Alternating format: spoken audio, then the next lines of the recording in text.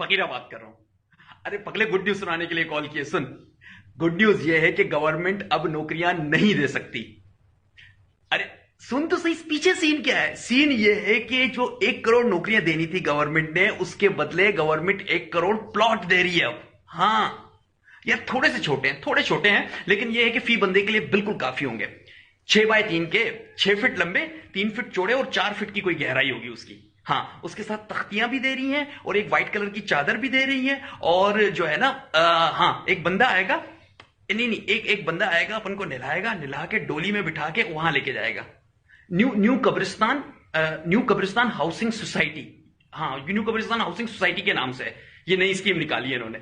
जानी, यकीन कर, फॉर्म भर ले, मजाक सेट के। अच्छा, लंबा भी हो सकता है, अपना साइज उसमें बताते, उस हिसाब से तुझे दे देंगे।